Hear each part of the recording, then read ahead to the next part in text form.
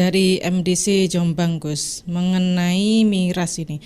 Barangkali bisa diulas lagi untuk kami, Gus, para pemuda, sejarah kenapa haramnya miras. Miras itu nama Indonesianya. Nama Al-Qur'annya adalah Khomer. Hadis juga Khomer. Mengapa disebut Khomer? Karena ma khomaro al-aqla, sesuatu yang menutupi akal, menutupi kesadaran. Jadi kesadarannya itu hilang. Berapa persen? Kalau orang minum khomer, maka disebut khomer. Ceritanya begini, dulu tradisi Arab itu ngedring, ngombe-ngombe, mabuk-mabukan. Orang Islam juga sama. Di awal-awal Islam itu minum. Nah, proses pengharaman khamr ini bertahap. Ayat Al-Quran An-Nahl menyebutkan wa min thamaratin nakhili wal a'nabi tattakhiluna min sakara wa rizqan hasan. Dari khamr, dari buah-buahan. Wa min thamaratin nakhili, dari buah pohon kurma, maksudnya dari kurma ya. Wal a'nabi, dan anggur. Tattakhiduna min sakaro, mereka membuat minuman yang memabukkan, warizqan hasanah, dan rizki yang baik. Artinya apa?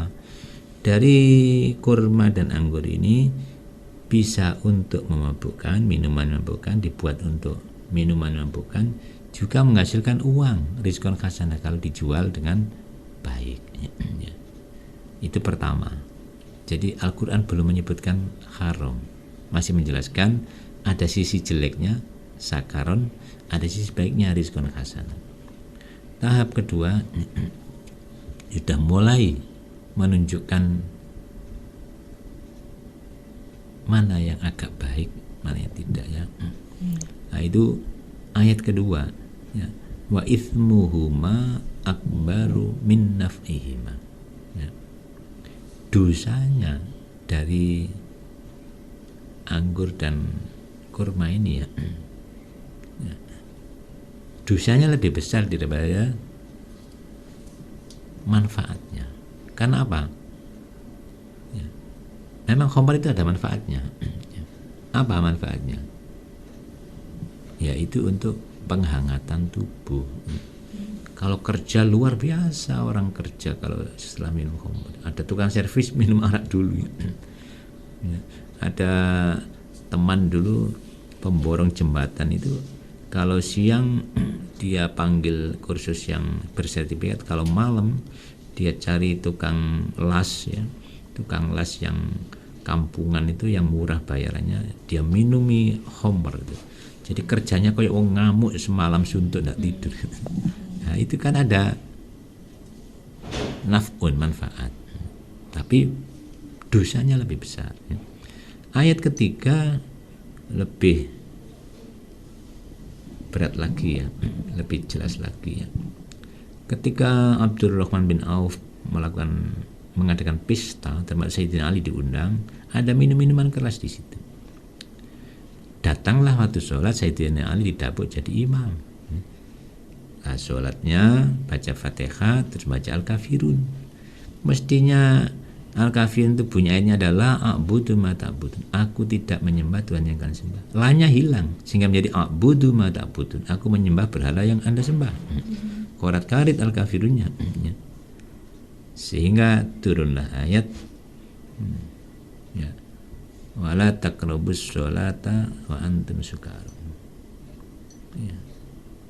La taqrabus sholata wa antum sukara, jangan dekat-dekat sholat ketika sedang mabuk. La taqrabus sholata wa antum sukara hatta ta'lamu ma taquluna, sampai Anda tahu apa yang Anda omongkan, sadar maksudnya. Itu artinya apa? Masih boleh minum khamr, cuma kalau minum jangan dekat-dekat waktu sholat, jangan dekat-dekat dengan pelaksanaan sholat sehingga sholatnya ngaco ini. Masih boleh minum khamr. Ayat yang keempat semakin jelas, termasuk usulan Sayyidina Umar, bayyin lana bayanan syafian ya.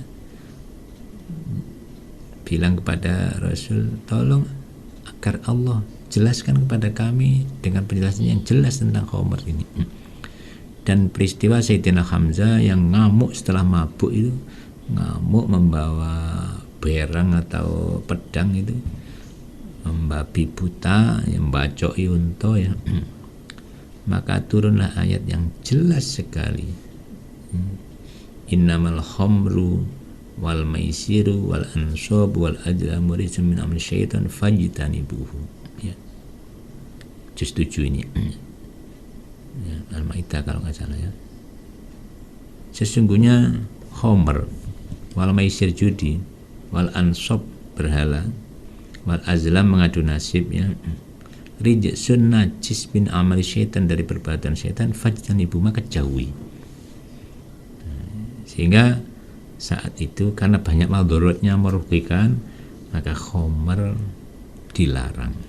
Kenapa? Ya menimbulkan madarat yang banyak tadi ya. Sebab orang hilang kesadarannya itu pasti ngawur lah, perilakunya juga ngawur. Kenapa digandeng dengan maisir, judi? Karena ini gandengannya. Tiap orang mabuk itu biasanya juga penjudi ya pemabuk ya, juga ya penipu, pencuri, itu gandengannya wis. Maka disebutkan apa, khamr itu ummul khaba'is ya. Ibune perbuatan keji itu benar ya. Ada yaitu sejarah pengharaman khamr ya. Sehingga diharamkannya karena banyak madaratnya. Jadi agama ini, syariat Islam ini disyariatkan karena mencari maslahat ya. Tahqiqul masalih, merealisasikan yang maslahat, itu agama. Yang dilarang pasti ada madaratnya. Khamr madaratnya banyak ya. Orang kalau minum khamr itu kayak kenyang gitu loh. Nah, padahal dia sebenarnya kekurangan makanan dia, maka rusak fisiknya ya. Kayak orang rokokan gak ingin makan, minum kopi gak ingin makan dia, tapi rusak karena tubuhnya butuh tapi malas untuk makan, akhirnya rusak. Nomor 2, akan membuat apa ya, berkembang ususnya itu ya, mekar. Itu banyak minum pasti gendut lah perutnya. Jadi akalnya rusak, fisiknya rusak. Padahal agama ini, Allah Ta'ala ini melarang ya. Hadis Nabi melarang merusak diri sendiri maupun orang lain. La dharara wa la dirara ya. Tiada diperbolehkan merugikan diri sendiri maupun orang lain ya. Wala tulqu bi aidikum ila tahlukati. Ayat menyebutkan jangan menjerumuskan Anda kepada kerusakan. Jadi mengapa diharamkan? Karena madarat ya, banyak membuat kerusakan ya. Jadi prinsipnya Allah ini ingin yang maslahat, yang baik ya.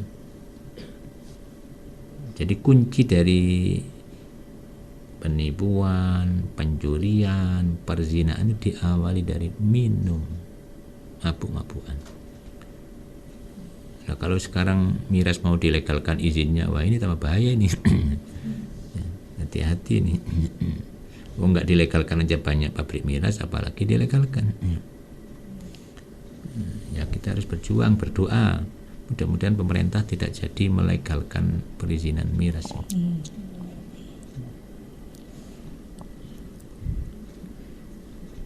Saya kira itu jawabannya.